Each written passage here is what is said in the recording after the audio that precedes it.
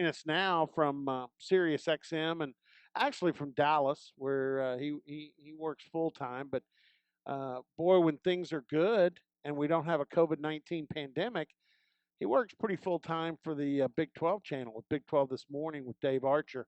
Ari Temkin joins us. Let me ask you first because it aired, I think, for the first time last night, Ari. And I'll start with good morning.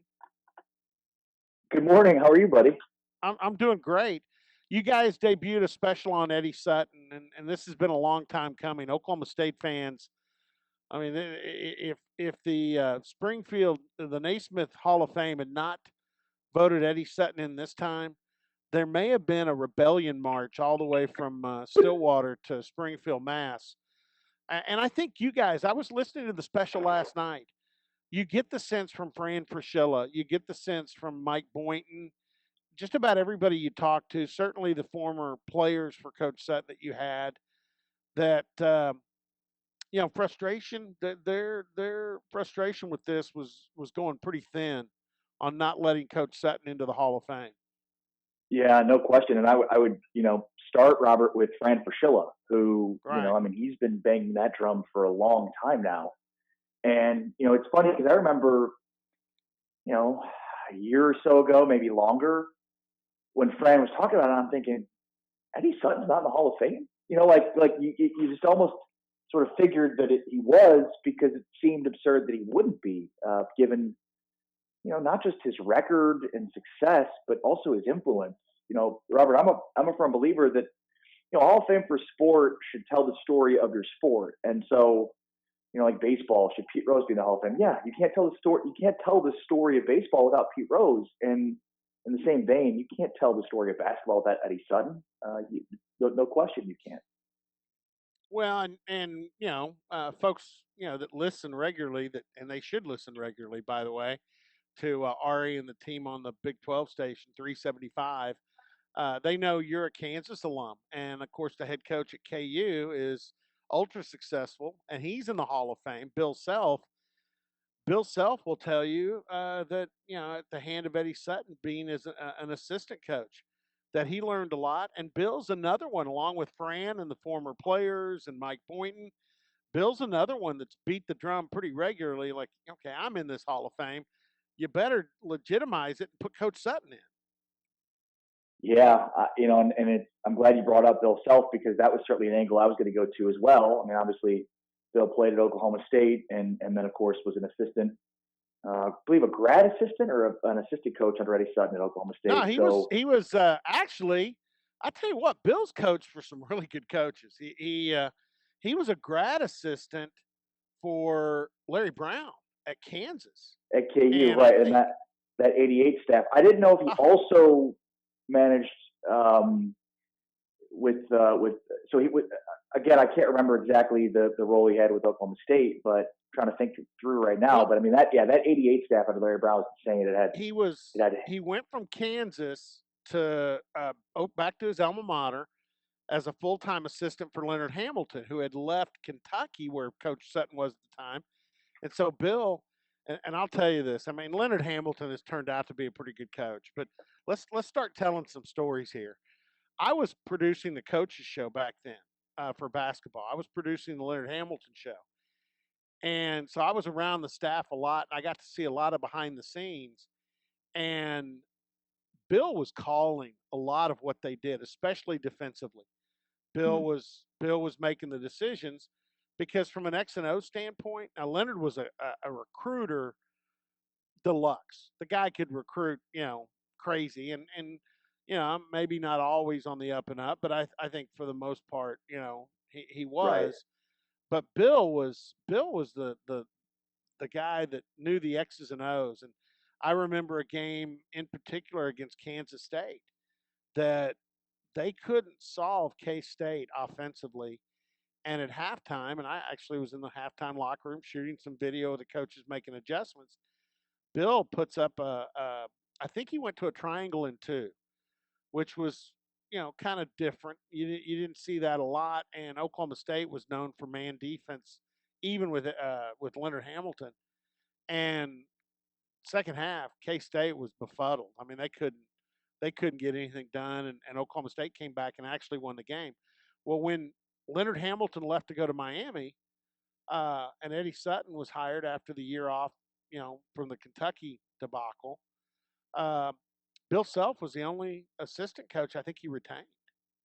Mm. He brought in a Well, lot of his own guys, but he kept Bill, and Bill coached there, I want to say 3 or 4 seasons before he got his head coaching job at Oral Roberts, and then or the Oral Robert Roberts, Tulsa. Tulsa, Illinois, on to Kansas. But yeah, there's no doubt about Bill Self being a Hall of Famer, but Well, there's and also no not just doubt about that, but I Eddie. mean, think of the influence for Oklahoma State basketball on the sport of basketball. I mean, Henry Iba, obviously, and Eddie Sutton, Bill Self, and R.C. Buford, roommates at Oklahoma State, and R.C. Buford, the influence he's had with the Spurs and the success they've had. He's running that program, and that's just scratching the surface on what Oklahoma State basketball has meant to basketball at large. And so, yeah, I mean, the prevailing narrative or the prevailing talking point, Robert, from the Eddie Sutton special with everybody we talked to was it's about time. And obviously, for those closest to this program, that's not a surprise. And you can't help but think about, if Coach were in a better health situation, what his speech would sound like, and had this been a few years ago, what his speech would sound like. And then, of course, there's this particular Hall of Fame is going to be all Kobe, and I guess rightfully so. But you can't help but think about, hey, it's great he's getting in. This is good, but it's just too bad that this didn't come years ago, and especially given how much Kobe will galvanize this year's Hall of Fame and induction. Yeah, and that is the regret that somebody's going to have to speak for Coach Sutton, but I think he's very aware he's going in. I think he's elated about it, and so at least it's not posthumously. He will be Right. there, and he will get to enjoy it, even if not being able to speak for himself. Ari Temkin with us from Big 12, the Big 12 channel on SiriusXM, and yeah, it's I love listening to you and Dave. And in the afternoon, the guys are good too, but that sometimes can become a little more of a Sooner fest. Uh, but you and Dave come at it with different angles. Dave, former quarterback at Iowa State, and you're a Kansas guy living in Dallas, Texas. And here I am going to a Sooner topic. Working the Big 12 has got to be great for your other tasks because it's not the Dallas Cowboys, isn't it the Dallas Sooners after this draft? CeeDee Lamb and Neville Gallimore. The CeeDee Lamb was pretty crazy that he was available. Look, I think a lot of us that covered the Cowboys, had a pipe dream of, could the Cowboys trade up to get him? I certainly thought myself that CD was the best quarterback or the best wide receiver of this draft. And it's a draft loaded with wide receivers. I'm very curious, by the way, as an aside, where Tyler Wallace would have been ranked and where he would have gone had he been in this draft. But obviously, it's great that he's going back to Oklahoma State for another year. But the fact that he was available at 17 and then that the Cowboys took him was just fantastic because of the importance of offense and the passing game in modern football. And look, in recent history with Jason Garrett as their head coach, and the head coach of the Cowboys, you may believe this or you may not, has a major influence on what they do in the draft. They've definitely gone more towards positional need than best available. And I think this pick by CeeDee Lamb shows that they were more willing to go with best player available. But I'll tell you something: the guy that on this offense that there's high expectations for this year is former Oklahoma State Cowboys tight end Blake Jarwin. And obviously with Jason Witten, basically the Cowboys said, we're all set, Witten. He wanted to keep playing. And they said, we've got Blake Jarwin. So Witten's off to the Raiders. And now, we talk about this explosive passing attack. Jarwin should factor in, pretty significantly into it. Well, it's kind of funny because Blake was up here a couple of times. His girlfriend, I think it may be now fiance, was a senior on the Palm squad at OSU this year, and so he was up here several times. And I'd kind of bugged him. I've known him for a long time since back in his Tuttle High School days, and I asked him about coming on my show, and he said, "Look, Robert, I'll come on your show, but I'm in a contract year as far as being I guess he was a restricted free agent this year." he said, we're renegotiating. I really don't want to do anything publicly until that's settled, which was fair. And once it was, he came on and he got a great deal. But don't you think Ari in the football offices there at the Star in Frisco, when all that was going on at the tight end position, they probably had to look at Blake Jarwin and the whole situation as either we need to elevate him or we're going to lose him, because I think he would have looked elsewhere to be the guy. I think he realized, even though I know he has great admiration and that's his mentor, I think Right. Blake Jarwin's ready to be the guy. Yeah, it's such a difficult situation, Robert. I mean, it's Yeah, he replaces a popular guy. right, right. And the thing is, Jason Witten's a Hall of Famer. He's an all-time great tight end, and he's a legend in Dallas. But even Cowboys fans thought we should see more of Blake Jarwin last year, which gives you a pretty good indication of how Cowboys fans felt about him. And not that he's going to be this great tight end or he's going to be Jason Witten, but it's just what could we see if he's getting more snaps? Because that was a huge question mark going into the year last year. Like, would Jason Witten be willing to get off the field and give snaps to somebody else, especially as the Cowboys look to develop another tight end? And the short answer was no, not really. And look, I talked to Blake multiple times this year throughout the course of the season, and he always had nothing but the right things to say, of course, in terms of Witten and what he could be in this offense. But I'm very, very anxious to see now what he's able to do. I think you're 4 for him now, and look, it's funny, every time I talk to him, it's like, do you remember how many catches you had at Oklahoma State? So for him to go from where he was, it was really just a blocking tight end that was seldom used in the passing game, to become a legitimate passing game threat in the National Football League is pretty incredible. And you just see the work. It's always funny to me when athletes post videos of them working out, or different stuff like that. It's like, I can tell if you're working out. I can see it on the field during games. Like, that's the best indication of you working out and putting in the time. And I don't see Blake Jarwin posting Instagram videos of him working out, but I can tell you for a fact that he does, because of the work, because of the residuals that you see from his production. And last year, he just continued to grow on it. And it's not the numbers as much that stands out as the ability that stands out. Yeah, he's very athletic, and his strength and building his body up, a lot of that came from Rob Glass when he was a walk on. But by the time he left, I mean, and that's what I love. I tell you what, when he goes down the seam, there's not his speed and his athletic ability.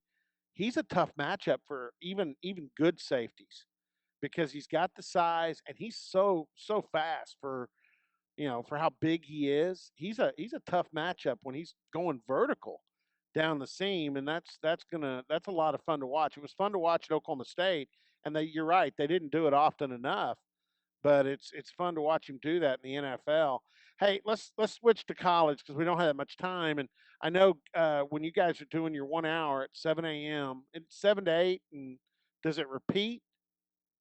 Yes, the schedule kind of varies, but yeah, for the most part, 7 to 8 a.m. is Yeah, and central as then well. there's usually a game broadcast, a Right. historic game broadcast, and then comes back and repeats. But you guys are starting to look around the league, starting to preview next season a little bit. Heard the OU preview with Teddy Lehman the other day. And we're going down the list from Big 12 standings last year. So Oklahoma, and then John Morris yesterday for Baylor, and then we'll talk with Craig Way today from Texas for tomorrow's show. So yeah, we're look, it's funny to me, Robert, and I'm sure you get this too.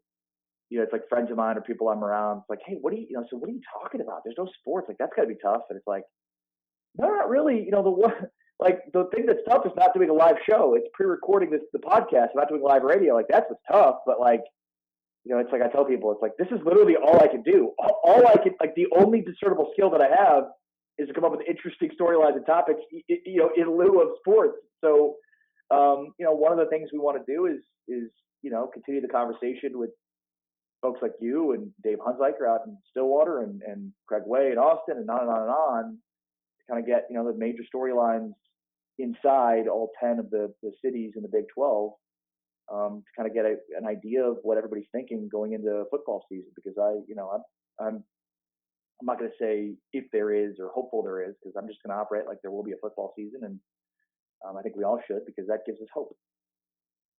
Then you're operating like Mike Gundy, because Mike Gundy's operating like there's going to be a football season, which Well, I'm with him. Yeah, I totally. want a football season, and they will. I don't know when it'll happen, but they will 100% have football this year. Yeah, it's funny because, and you guys probably get him on maybe from time to time, but I've just listened to the teleconference with Bob Bowlesby, because he's got 10 bosses. The presidents of the 10 universities are his bosses, and you can tell in his teleconferences he's trying to make sure he pleases them all. His life has got to be walking on eggshells these days, because we're going to have a football season, but it may be interrupted, or we may have a backlash of the virus, or he throws out every variable with the answer as far as going to be a football season. The Well, other and day, I think, Ari.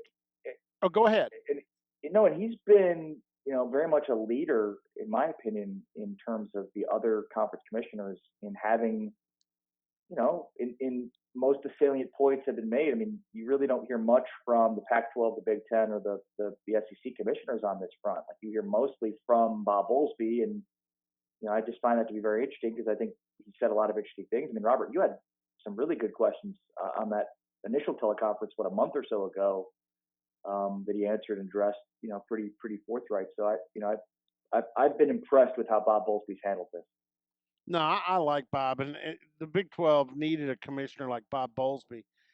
But I will say this: here's the one thing I believe about next football season, that it doesn't matter what happens anywhere else in the country. And I know people are going to say, "Guy, you're being pretty crash about this," but the SEC, with their whole theme of it just means more, and the rabidness of their fans. I've got friends that say, "Hey, we have 2 days of worship in the South. We worship on Sunday, the God of our choice, and on Saturday we worship in an SEC stadium." And I guarantee you, they're going to have football in the SEC, and I think their fans, they would go in even with the threat of a virus. And I know people are going to say, "I can't believe you're saying this." I think people down there, they'll risk it. They want to see their team play. The SEC is the most rabid area of the country when it comes to college football, and I don't think they'll let the fall exist without having a football season. Yeah, I think you're 100% correct. The question will be, will they have to be in position to basically save those people from themselves, by basically not allowing fans in? Because I think that's the most likely outcome here, is that, we're looking at sports for the foreseeable future to operate without fans. And I think this probably the greatest impact this will have is on college football, because of the importance and the impact that fans have on the atmosphere and game day and all that stuff. But, if it comes down to either we're not going to play games or we're going to play games without fans, as much as it would suck to have games without fans, I'd still take that one, obviously. Yeah. Anyway, it's going to be interesting to see what happens during the course of the summer. The one constant is you can still listen to this show. We're going to keep doing the show, and you can still listen to the Big 12 channel on Sirius. And right now, check your listings, because if you're a Cowboy fan, you want to catch the special program that Ari and Ryan and the whole crew there has done on the Eddie Sutton selection into the Naismith College Basketball Hall of Fame. Good stuff on that. And, I listen to you guys regularly. And for those of us that are in the business, I need to hear John Morris. I need to hear Craig Way. I love getting an Right. update from Wyatt Thompson and all the guys around the league and players and coaches. You guys do it. That's been the best thing in the last couple of years. That's been the best thing that come along in my world. Well, I In appreciate a that very media much. sense. I appreciate that very much, Robert. You've been a great supporter of us, and a great contributor to what we do. And as I've told you time and time again, we can't function properly without the input from you guys, from Robert Allen, and from Dave Hunziker, and on and on and on. I mean, because I cover the Cowboys. I live in Dallas. I'm at practice. I'm in the locker room. I can't do that in 10 different cities at once. Right. And that's when I lived in San Antonio before this, I covered the Spurs. I was there covering games in the locker room, that kind of stuff. So it's very difficult to get a sense of what's going on with that team dynamic when you're not there every day. So guys, in these cities like you really provide us that perspective that we need. We can talk narratives and paint broad brush, and we can watch games and hear press conferences, and we do that, but it's just not the same without the influence, the perspective from you guys. So I appreciate you, and I also appreciate really good media companies, especially sports media companies, because there's a lot out there that are furloughing employees that have really, really talented people that are not. And it seems like your business and SiriusXM, like they're trying to do whatever they can to keep everybody employed and working, and so you have to take your hat off to that, because there's a lot of companies that aren't doing that. And hopefully, like I said, this is my first day out since March 19th to do the show. Hopefully, we just keep progressing and being safe. Hey, I know you got a couple of kiddos and your wife. Safe, you guys stay safe, and we'll keep listening. And I appreciate you being on, Ari. Yeah, anytime, brother. Same to you and your family. Be well and stay safe and healthy, and we'll talk with you soon. Okay. All right. Tell Ryan and Arch I said hey. Of course. All right. Later. Ari Temkin from SiriusXM.